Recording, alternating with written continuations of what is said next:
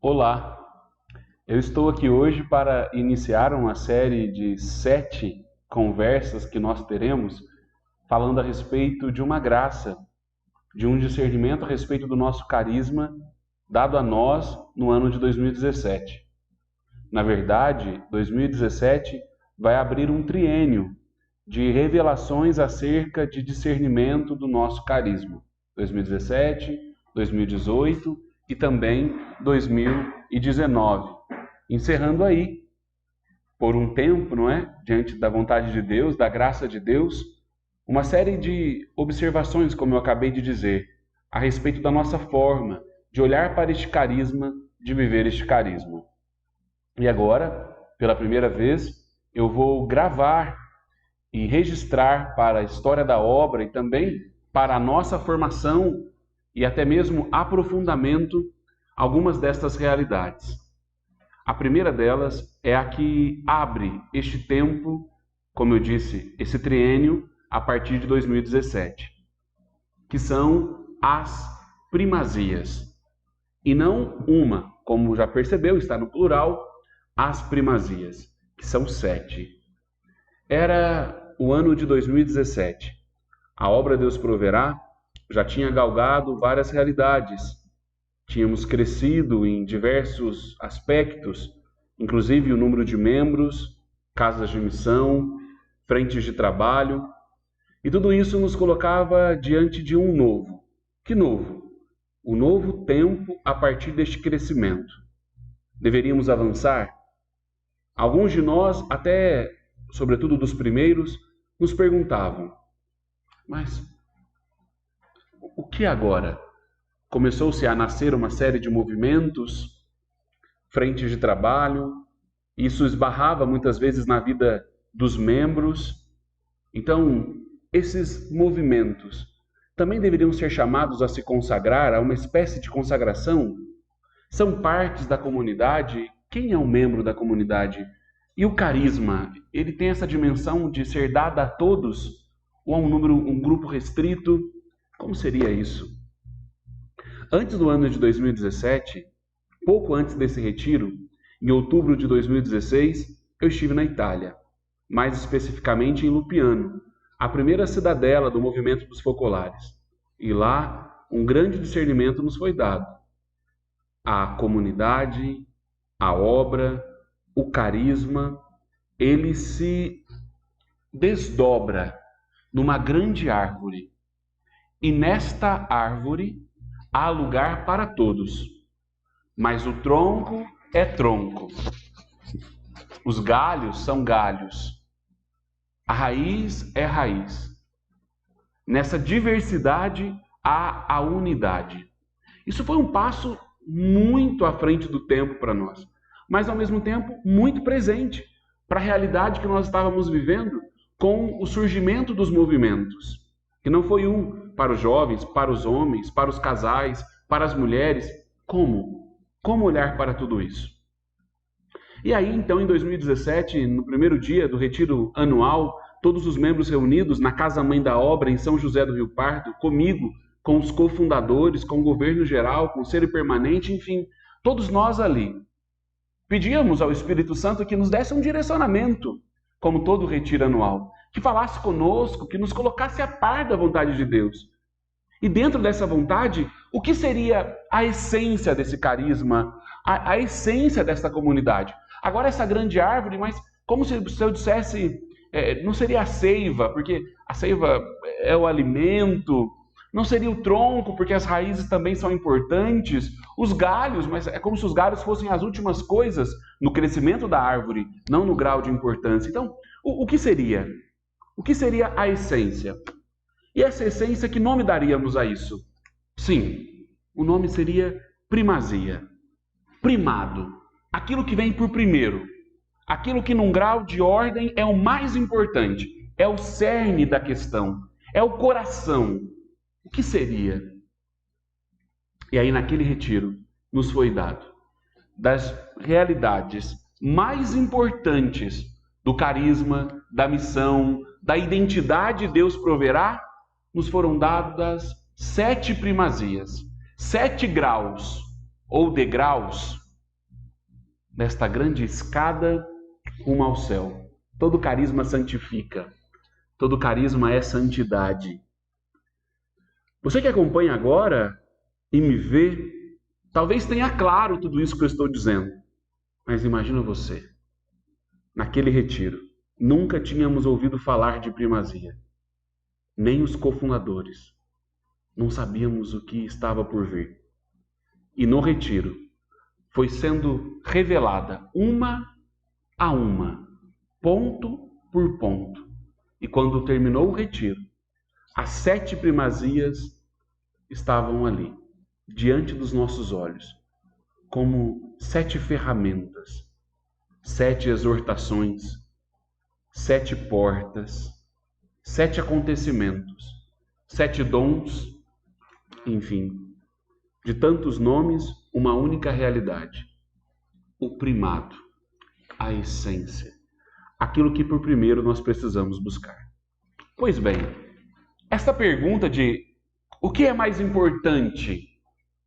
O que é mais importante para a comunidade Deus Proverá? O que é mais importante para a nossa vocação, para a nossa missão, para o nosso carisma, para a vida comunitária?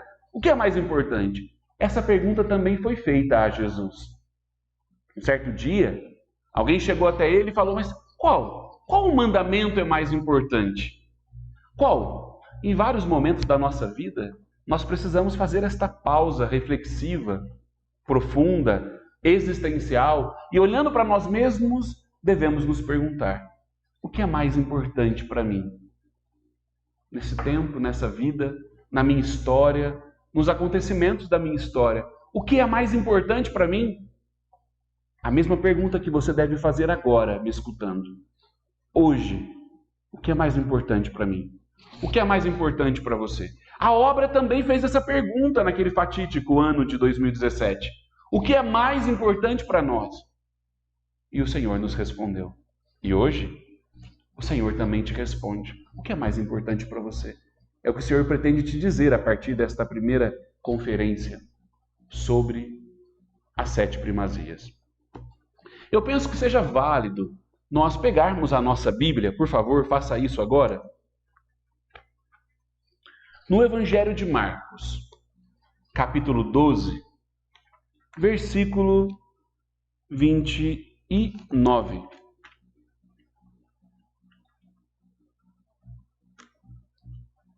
Pode até ser o versículo 28. Já pegou a sua Bíblia? Estou esperando. Marcos, capítulo 12, versículo 28. Marcos 12, 28. Diz assim, já deu tempo, hein, de pegar aí. Diz assim, um letrado que ouviu a discussão e apreciou o acerto de respostas de Jesus, aproximou dele e perguntou, qual é o mandamento mais importante? Como se ele dissesse, de todos os mandamentos, qual é a primazia? Qual é o primado? Para nós, isso, mais uma vez, repito, soa como algo tão simples, mas é que talvez nós nos esqueçamos que para os judeus e para este homem que pergunta, não era tão simples assim. Os judeus, eles possuíam 613 preceitos, 365 proibições e 248 mandatos. Você guardou isso que eu estou dizendo? Eles possuíam 613 preceitos. O que é isso? Tem que fazer isso, tem que fazer assim, tem que fazer assim. Tem que fazer assim, tem que fazer assim, tem que fazer assim. Depois eles possuíam 365 proibições. Não pode, não pode, não pode, não pode, não pode, não pode. E depois mais 248 mandatos ou mandamentos pequenos, menores. Uma vez que eles ainda tinham o decálogo, que era os 10 mandamentos que nós temos hoje. É os mesmos que os nossos. Com uma certa modificação realizada por Santo Agostinho. E que a igreja o segue até hoje. Lembra aquele? Amar a Deus sobre todas as coisas. Lembra? Depois, os 3 primeiros se referem a Deus. depois dos outros 7 ao relacionamento, né? Honrar pai e mãe, não cobiçar a mulher do próximo, não roubar, não matar. Esses também, além de todos esses que eu acabei de dizer. Então este homem chega para Jesus e fala, é tanta coisa, o que é primordial? O que eu não posso perder de vista? O que de todos esses mandamentos, preceitos, proibições, eu tenho que guardar como cerne? E aí Jesus relata para ele algo que era muito comum para a vida dele. Jesus diz assim, aí no versículo 29, o mais importante é, escuta Israel, o Senhor nosso Deus é um só. Amarás o Senhor teu Deus com todo o coração, com toda a tua alma, com toda a tua mente, com todas as tuas forças. E o segundo é, amarás o teu próximo como a ti mesmo. Não há mandamento maior do que estes. Vou repetir. Escuta, Israel, o Senhor nosso Deus é um só. Amarás o Senhor teu Deus de todo o teu coração, com toda a tua alma, com toda a tua mente, com todas as tuas forças. E o segundo é, amarás o próximo como a ti mesmo. Não há mandamento maior do que estes. Jesus fala isso para ele, ó, tá bom, tem aí os 600 e pouco, tem aí os 300 e tanto, tem os 200 e tanto, mas de todos esses guarda, ama a Deus sobre todas as coisas, com toda a tua força, toda a tua mente, todo o teu coração, toda a tua vida, toda a tua vitalidade, tudo, e o próximo como a ti mesmo. Jesus resume tudo isso fazendo recordação de duas passagens bíblicas, em Deuteronômio, capítulo 6, e também em Levítico, capítulo 19. Nesses dois livros lá do Pentateuco, dos 5 primeiros livros da Bíblia, nós encontramos estes dois mandamentos. E Jesus une os dois em um e os coloca como a primazia dos mandamentos. Se não for por esses, todos os outros não têm sentido. A primeira primazia nasce daqui. Sem esta, as outras 6 primazias do nosso carisma não encontram sentido. Aqui, a primeira primazia não é o degrau inferior ou mais fácil, mas é o alicerce das outras 6 primazias que constroem esta morada interior e exterior capaz de abrigar um carisma, uma transformação, uma missão que é luz do mundo, que é sal da terra. Não é um grau de importância. Primeira primazia, segunda é a 7ª, é a top, power, master de importância. Não. Eu diria para vocês que esta é o alicerce. Todas as outras, fora dessa, não se mantêm.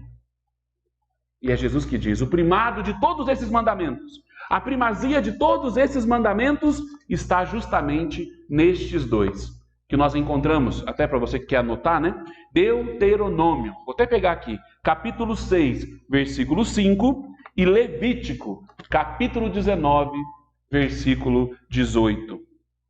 No capítulo 6 de Deuteronômio, versículo 5, ou também, pode começar no 4, diz assim, escuta Israel, o Senhor nosso Deus é somente um, amarás o Senhor teu Deus com todo o teu coração, com toda a tua alma e com todas as tuas forças.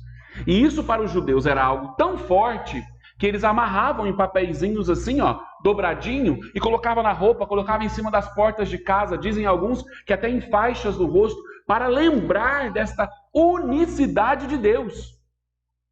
Logo, esta unicidade de Deus, Deus que é único, que é um só, exigia também deles um coração que não era dividido. Uma entrega total, sem divisões, sem reservas, absoluta, inteira. Se Deus é um só, Ele nos pede o mesmo, que nós sejamos um com Ele. Então não dá para dividir Deus. Não dá para dividir o nosso coração. Um cadinho é de Deus, outro cadinho é meu, é do outro, é da outra, é do meu sonho, é do meu tempo. Não. Ele pede tudo. E este tudo se torna pleno na nossa oferta de vida. E mais especificamente, em uma vida consagrada. Ser todo de Deus, absolutamente de Deus, por inteiro de Deus. sem reservas alguma. Sem reservas alguma. Então, quando nós pensamos primazia, nós pensamos naquilo que é o mais importante. De tudo que a obra é, de tudo que a obra faz, o que é mais importante? Nesses 7 aspectos, as 7 primazias nos foram dadas. Que coisa fantástica. Que dom de Deus. Que maravilha para nós. Como Deus é pedagógico com essa comunidade e com a tua vida. Ele já diz para você, ou nós somos muito limitados e muito burros, porque o Senhor tem, na comunidade, ele põe tudo tão explicadinho, e parece que a gente, quanto mais ele explica, mais teimosos nós somos em não entender, ou em não querer entender. Amarás o Senhor teu Deus, e o próximo como a ti mesmo. Tudo isso é o alicerce de todas as primazias. Então, as 7 primazias não são um legalismo, não são um fardo, um peso, mas são 7 vias de amor. Por amarmos a Deus sobre todas as coisas e por amarmos o próximo como a nós mesmos, nós temos 7 graus ou degraus para galgarmos, para atingirmos, para buscarmos por amor e com Deus. Logo, estas 7 primazias passam pela primeira via, que é a nossa vocação. A vocação ao carisma Deus proverá. Quantas vocações nascem deste carisma? Em estado específico, eu diria que o sacerdócio, o matrimônio e o celibato. Mas enquanto formas de vida, eu diria que 2. Uma via da consagração e uma via do voluntariado. Percebe? Tanto ser consagrado neste carisma como ser um voluntário neste carisma é uma vocação. O voluntário no carisma Deus proverá não é alguém que dá um tempinho para fazer um serviço, não. É alguém que porta o carisma, tem o carisma, é chamado a viver o carisma, a espiritualidade, a missão como um voluntário. É algo que nós precisamos tanto aprofundar, tanto desenvolver, porque às vezes tem essa impressão que consagrado é superior a um voluntário. Jamais. Todos pertencem à mesma árvore. Não são canteiros diferentes e nem mudas diferentes, nem qualidades.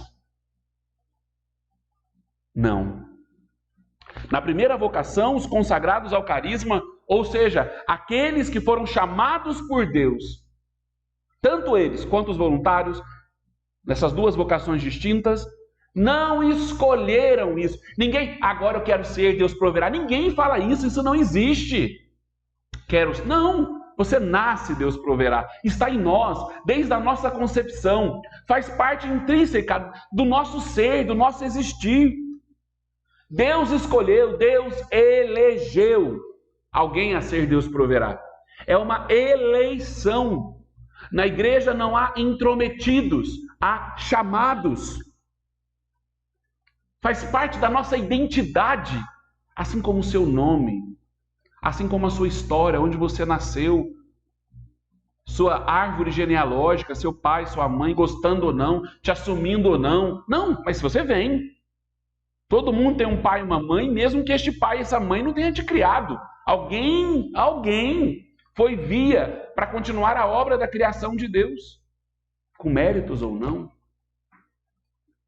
Mas nós não somos um acidente e nem frutos de um pecado, mesmo que às vezes fomos concebidos em um ato impensado e até de pecado, mas nós não. Nenhuma vida é fruto do pecado, sempre da bondade e do amor de Deus.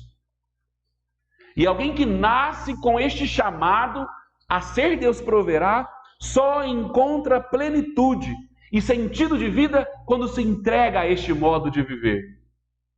Negar a nossa vocação a ser Deus proverá é negar a nossa existência. Negar o nosso lugar neste mundo. Somos chamados a ser comunidade e a viver comunidade. O que difere a vocação a um consagrado e a vocação a um voluntariado se dá justamente na forma de vida e até mesmo a como viver este carisma de forma comunitária. Sempre um consagrado será chamado a viver com irmãos e o voluntário a viver entre irmãos. Esse com e esse entre caracterizam duas vocações importantíssimas: raiz, tronco e galhos de uma grande árvore. Este consagrado vai edificar, vai constituir irmãos, etapas formativas, uma caminhada.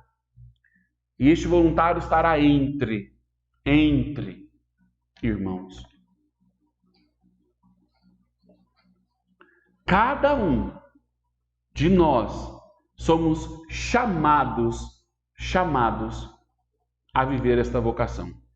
Vocação do latim vocare, que significa chamado de Deus. Percebe?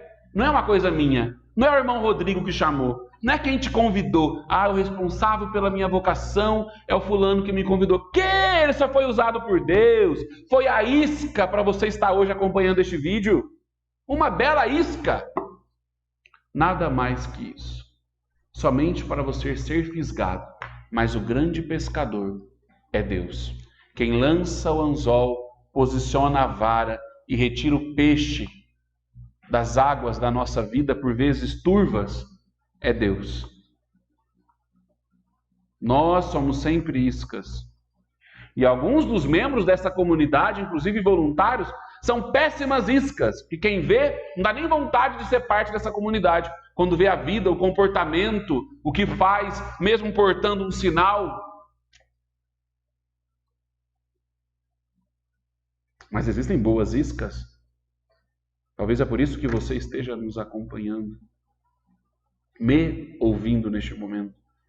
E o Senhor chama, é uma voz que nos chama, e chamar está bem estrito a isso que nós ouvimos aqui no começo. Escuta, Israel. Escuta, Israel. Em algumas traduções coloca ouve, Israel. Mas o mais próprio aqui é escuta. Porque escutar é diferente de ouvir. Tá? Ouvir está ligado ao sentido da audição. E escutar, do latim obsculta, está ligado a entender o que se ouviu. É dentro, é discernir dentro. Uma vocação, ela pode ser ouvida, mas ela precisa também ser sentida, é discernida. Por isso, se existe um caminho vocacional, se existe uma trajetória, um caminho formativo, é por isso que não é da noite para o dia que eu já decido, eu sou consagrado ou eu sou voluntário. Não, é uma caminhada teimosa, persistente, permanente, transparente. Transparente, não sem sacrifício, não sem luta. Mas é Deus que te chamou, é Deus que nos chama. E nós precisamos escutar, obsculta, e não ouvir. Quantos que só ouvem? Só ouvem. Mas não conseguem escutar, que está muito ligado ao coração. Você certamente pode ter ouvido várias vezes, desde a sua infância, Deus te chamando a ser diferente, que não tem nada a ver com que ser melhor ou superpoderoso, mas tem a ver com que ser separado. Consagrado é aquele que é separado para uma missão específica. Se você olhar hoje para a tua história, até mesmo para o sofrimento dela, para as lutas da sua história, você vai perceber que Deus te chamava desde o ventre materno. Deus te escolhia desde o ventre materno. Deus te queria desde o ventre materno. Isso tem que dar uma alegria tremenda no coração da gente. E também um incômodo. Até uma certa angústia. Eu preciso responder. Tem alguém me chamando. Você vai fingir de surdo? Ou está entrando por aqui, saindo por aqui? Tem que entrar por aqui, cair aqui e sair aqui como resposta. Eis-me aqui. Toma a minha vida. Não quero reservar nada. Não quero guardar nada. Quero dar tudo a quem me deu tudo. Deus nos deu tudo e espera que possamos de graça devolver tudo. Não tem como viver uma consagração sem dar tudo. É uma tragédia. Uma pessoa dividida, fragmentada, é uma tragédia. Não é? Um meio marido, uma meia esposa, um meio filho, um meio professor, um meio pedreiro, um meio pintor, um meio jardineiro, um meio atendente, uma meia balconista, um meio dentista. Quem dá conta? Imagina você chegar no médico e ele fala assim, olha, eu vou fazer só metade da cirurgia, porque é só isso que eu... Você imaginou? Largar o C, costura um pouco, larga uma metade aberta? E por que para Deus nós temos que ser meios? Meio cristão, meio católico, meio missionário. Sempre metadinha. Sempre guardando alguma coisinha. Não! É tudo! Para Ele tudo! Tudo! Dado sem reservas. Com primazia. Nossa comunidade, este carisma, esta vocação nasce justamente de um desejo de unificação, de unidade. Naquela noite, no ano de 2006, naquela capela do mosteiro da abadia de Nossa Senhora de São Bernardo, eu ainda monge, sozinho naquela capela, vocês sabem bem dessa história. Noite, diante do Santíssimo Sacramento, e Jesus me pede, me diz, me provoca, me desestabiliza, me arrancando de mim mesmo. Rodrigo, tenho sede. Tenho sede. Eu não entendi nada. E ele continuava, tenho sede de unidade. É como se o Senhor buscasse justamente aqueles que estão divididos, fragmentados, pela metade, e dissesse, tragam todos a mim, eu quero todos estes, e aqui estamos nós. É por isso que a nossa via de missão e de carisma, tantas vezes é de encontro à cura do coração, à cura interior, à evangelização das famílias, a salvar a juventude, a atuar em todos os calvários, na educação, no cuidado das crianças abandonadas, dos idosos, enfim, tantos meios, mas sempre realidades fragmentadas. Sempre aonde alguém falhou, deixou, não acabou, não cuidou, não assumiu por inteiro. Quantos de nós que não somos frutos de vidas assim? De escolhas assim? Rodrigo, tenho sede, sede de unidade. De unidade. Como que alguém pode ter sede de unidade? Como saciar a sede de unidade? O que eu faço? Eu junto um monte de pessoas e trago aqui e reúno aqui? Não. A unidade é muito mais que isso.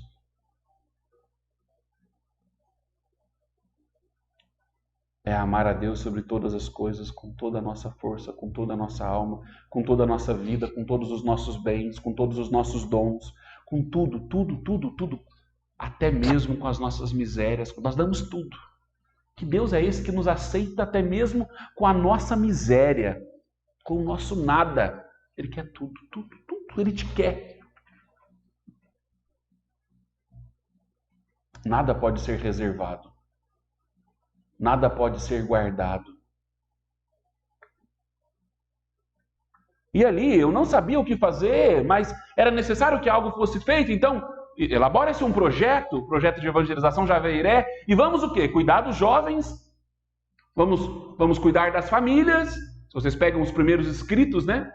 E o último, que era despertar a vocação. Porque para mim não tinha outra concepção maior de felicidade do que escutar este chamado, do que saber que nós éramos escolhidos, chamados por Ele. era justamente o Senhor que nos chamava. Quanto tempo eu tenho ainda, equipe? Chamados por Ele.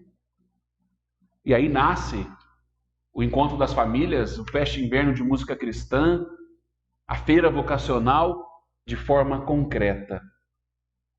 A unidade, ela pode ser tocada por cada um de nós, vivida por cada um de nós. E aí nós nos recordamos daquela passagem no Evangelho de João, capítulo 17, versículo 21, onde Jesus diz: Pai, que todos sejam um. Também quero pegar aqui, pega também na sua Bíblia, vamos lá, João, Evangelho de João, não a carta, né? O Evangelho de João, capítulo 17, versículo 21. Que diz assim: que todos sejam um como tu, Pai, está em mim e eu em ti. Que também eles sejam um em nós, para que o mundo creia que tu me enviastes. Pai, que todos sejam um. A nossa vocação nasce para a unidade. E essa unidade só pode ser dom de Deus, só pode ser chamado de Deus, só pode ser vocação. Por isso que nós não somos uma ONG, por isso que nós não somos simplesmente uma associação, ou um grupo de pessoas que têm gostos comuns. Nós não somos uma agregação, não temos um contrato social. A nossa unidade é um dom de Deus, um chamado de Deus, ou uma vocação. E que vocação é essa? Vocação a ser igreja. E dentro dessa igreja com um carisma específico. Qual carisma? Viver e promover a unidade. Viva em mim, una em mim meus pedacinhos que a minha história foi quebrando, que os meus pecados foram fragmentando. Deus vai me reconstituindo, Deus vai me recuperando e me como que renovando, curando, transformando, lapidando. Por isso vivemos em comunidade. E essa unidade deve ser vivida no mundo. Como? Em comunidade. Como irmãos. Bom, você já entendeu qual seria a primeira primazia do carisma Deus proverá? Primeiro, qual é a realidade que agora você nota de grande importância? A nossa vocação. Se a vocação é algo muito importante, porque senão nenhuma outra existe, a vocação é a primeira coisa, da vocação, da missão, do carisma, da espiritualidade, de ser vida, aliança, voluntário, raiz, tronco, galho. Qual é a primazia? O que você acha? Qual é a primazia? Qual é a essência da nossa vocação? Basta olhar para o nome da nossa comunidade. Deus proverá. Deus proverá. De onde vem isso? De uma passagem muito importante da Sagrada Escritura. Lá no livro de Gênesis, no Antigo Testamento, primeiro livro da Bíblia, o livro das origens. E justamente lá conta a história de um homem de um coração peregrino, missionário, que deixa a sua terra juntamente com a sua esposa. A sua esposa se chamava Sara. E eles não podiam ter filhos, então Deus faz uma promessa. Deus diz: Abraão e Sara, eu darei um filho a vocês. E este filho será um fruto da minha providência, da minha misericórdia, do meu amor, tanto que será o filho da promessa. Eu prometo a vocês, eu vou dar um filho a vocês. Mas Abraão não confia. Abraão não sabe esperar. E atormenta tanto a esposa que ela permite com que ele tenha um filho com a escrava. A escrava se chamava Agar. E ele tem um filho com ela. Não soube esperar. Ismael tem um filho lá com ela. Vai dar esse nome. E logo depois a sua esposa fica grávida, porque Deus cumpre o que ele fala. E vem um filho e ele vai dar o nome de Isaac. E Abraão vai amar este Isaac, vai amar muito, mas muito, a ponto de pô-lo no centro da sua vida. E vai pôr nele toda a sua felicidade, toda a sua esperança, toda a sua perspectiva de vida, como muitos pais fazem. Eu vivo pelos meus filhos. Se tirarem meus filhos, Abraão fez a mesma coisa. Ele dividiu o coração. E aí Deus pede uma coisa para Abraão. Deus fala para Abraão: eu quero Isaac. E eu quero que você sacrifique Isaac. Gente, ouvir isso divide a cabeça da gente, a razão, o coração. Como um Deus que é amor pede para sacrificar um filho? Tira da cabeça que era criança, tá? Não era uma criancinha. Mas era um filho? Como que Deus pede para sacrificar um filho? Aqui, nesse momento, somente as religiões pagãs sacrificavam pessoas? Que pedido mais ilógico, impróprio, irracional, impossível. Por que Deus faz isso? E Abraão, diferentemente da primeira vez, ele obedece. Toma Isaac, chama os servos, pega a lenha e vai até o monte de Moriá. Talvez foi a subida mais difícil da vida de Abraão. E aí eles vão subir, ele pede para os servos, ficarem embaixo, ele começa a subir somente com o filho, e no momento do caminho, o filho, que já percebeu que alguma coisa estava diferente, fala: pai, estou eu aqui, você, a lenha, a faca, mas cadê o cordeiro para ser sacrificado? Isaac não sabia que era ele. Abraão olha para o filho e diz: filho, Deus proverá. Deus providenciará. Deus providenciará. Eu imagino o coração desse pai. Você que é pai, que está acompanhando este momento, como estaria o seu coração? Você que é tio, tia, padrinho, madrinha, ou você que é ser humano, imaginar uma criança. Que Deus é esse? Que é isso? Ele lá precisa disso. Não é ele que dá a vida? Quando Abraão chega lá em cima e vai sacrificar o menino, um anjo intervém, toma a mão de Abraão e aparece um cordeiro, e Isaac não é sacrificado.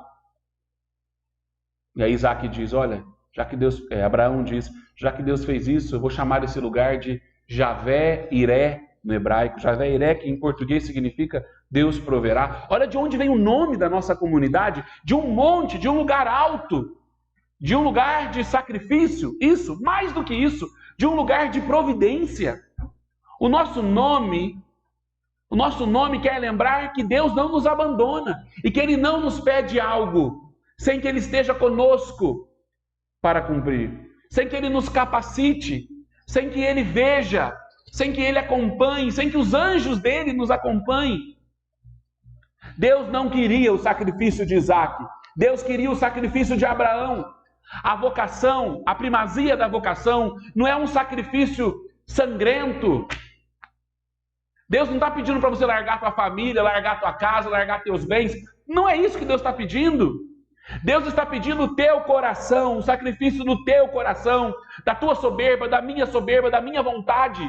É muito mais. É muito mais. Talvez é muito mais fácil largar tudo que temos do que converter o nosso coração, do que vivermos uma metanoia, uma mudança de mentalidade. Uma mudança de mentalidade. O sacrifício do coração. Sem sacrifício do coração, não há vocação, Deus proverá. E isso não é feito uma vez. É engano de quem acha que deu um sim para ingressar no postulantado. Deu um sim para ser parte de uma realidade de movimento, de frente de trabalho, e já pronto, já fez o sacrifício. É todo dia. É a vida toda. Estaremos lá naquele monte sacrificando o nosso Isaac. Os nossos apegos, aquilo que te impede de fazer a vontade de Deus. Deus queria que Abraão confiasse nele. Deus queria que Abraão dependesse dele. E talvez a tua vocação hoje, o teu chamado, é justamente esse pedido irracional. Mas como eu vou ser vida? Como eu vou largar tudo? Como que, imagina um casal que é chamado a comunidade de vida, como que eu e meu esposo, a minha esposa e meus filhos, como nós vamos ser vida? Talvez você, na tua juventude. Peraí, mas eu tenho um sonho de fazer uma faculdade, eu tenho um sonho de casar, e Deus está me pedindo o celibato. Deus está me pedindo a comunidade de vida. Peraí, Deus está me pedindo para ser aliança, para estar no mundo, para lá naquela empresa que não pode nem ouvir falar de igreja, nem de comunidade, nem de Deus proverá, nem de o irmão Rodrigo de eu portar um sinal. Deus está pedindo para eu estar no meio dos pobres, no meio de onde ninguém quer.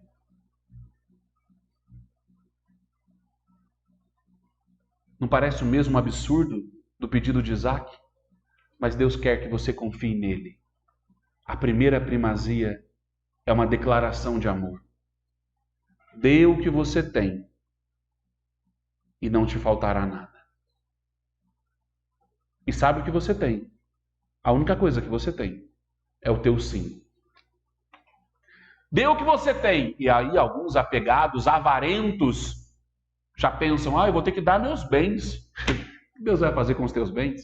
Os teus bens ajudam na comunhão de bens, ajudar os irmãos, a obra. O que você tem, que interessa para Deus, é o teu sim. É o teu sim. É o sim da tua família. Alguns Deus chama como casal, outros como filho, como solteiro, como só a esposa, e o esposo não. Só o esposo, a esposa não. Um dia, talvez no céu, Deus nos explique porque Ele chama. Em uma sociedade líquida, o sacrifício é um escândalo.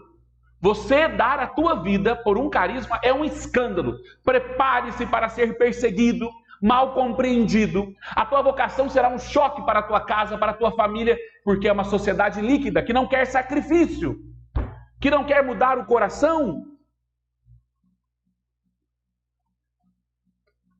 E não há nenhuma vocação ao trabalho, ao matrimônio, sem sacrifício. Muito menos seria a vocação Deus proverá. O Papa Francisco, na carta encíclica Alegrai-vos, ele diz: trata-se de deixar tudo para seguir o Senhor.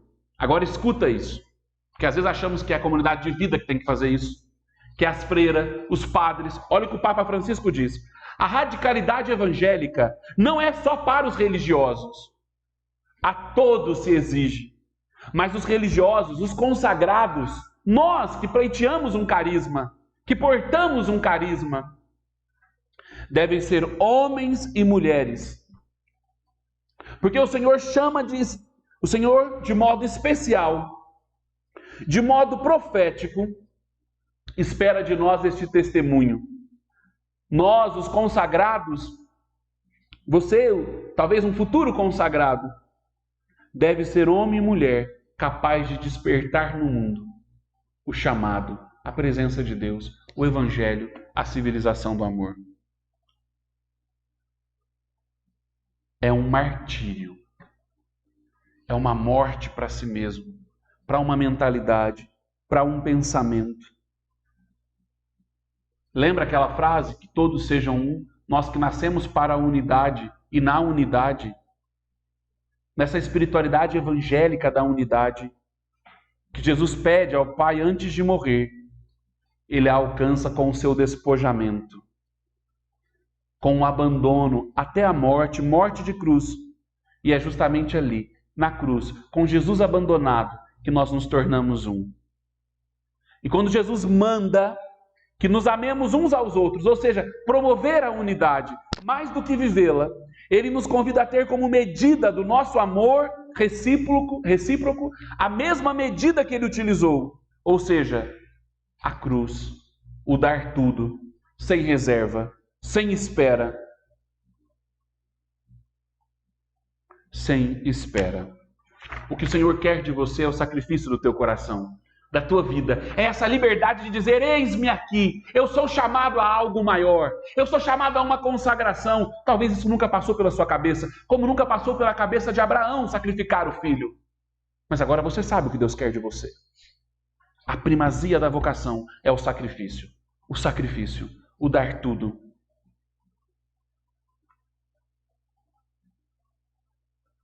Nós precisamos sair de nós mesmos e a passar a amar o próximo, a amar o mundo, a amar a Deus com todas as nossas forças. A amar o crucificado. Está tudo ali, tudo. O amor de Deus está todo ali. Lá atrás, Abraão não precisou sacrificar Isaque e foi dado um cordeiro. E aqui, para nós, Jesus é esse cordeiro sem mancha, o cordeiro imolado que deu a vida. Hoje nós somos chamados a dar a nossa vida. Rápido, com pressa, sempre e com alegria. Jesus nos atrai a Ele. Este carisma nos atrai a Ele.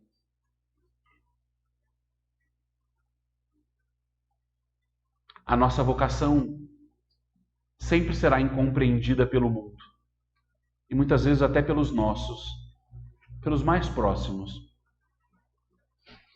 Mas se entende aquele que é chamado. Nem sempre todos. Na maioria. Mas talvez você pode responder: ah, mas eu não tenho tempo. E aí nós recordamos aquela passagem do livro de Eclesiástico. Há um tempo para cada coisa. E há um tempo para Deus. É questão de prioridade. Às vezes a comunidade de aliança acha que a comunidade de vida tem tempo. Então, a comunidade de vida pode. A comunidade de vida faz. Não, o tempo é questão de prioridade. Nunca se justifica não assumir uma vocação por falta de tempo. Ou Deus não tem prioridade na sua vida. Escuta, Israel, escuta, Rodrigo, escuta você. É necessário amar a Deus sobre todas as coisas, inclusive com o nosso tempo. Ah, mas e meus bens? Meu trabalho? E meus bens? E meu dinheiro? E as coisas? E minha casa? Mateus capítulo 6, versículo de 19 a 21. Para de juntar tesouros que a traça corrói. E o que é um tesouro? Já parou para pensar o que é tesouro? O que é uma coisa que é um tesouro? Tesouro, gente, é uma coisa que é escassa, que se tem pouco e que é valiosa. Então, na verdade, ter ou não ter um tesouro é questão de contentamento. Para alguém que é feliz com uma colher, ela é um tesouro, ela vale muito. Agora tem pessoas que terão 10 colheres e não serão felizes. O tesouro, os bens, é questão de coração, não de posse. É questão de valorizar o que Deus nos dá e saber que nada é nosso, porque se fosse teu, você levaria quando morresse. Aonde você está juntando tesouros? Quantos que não assumem a vocação com medo de dar tudo a Deus? Às vezes alguém chega para ser comunidade de vida, né? E pergunta: ah, mas quanto que nós vamos ter? Quanto que nós vamos ganhar? Qual a nossa segurança? Onde que eu vou morar? Vai embora. Você não tem vocação à vida, não. Você tem vocação a ser empresário. Saber quanto que vai ganhar, quanto que vai ter, vai empreender, vai gastar. A pergunta aqui deveria ser: como que eu tenho que depender de Deus? Aonde? Aonde eu vou depender de Deus?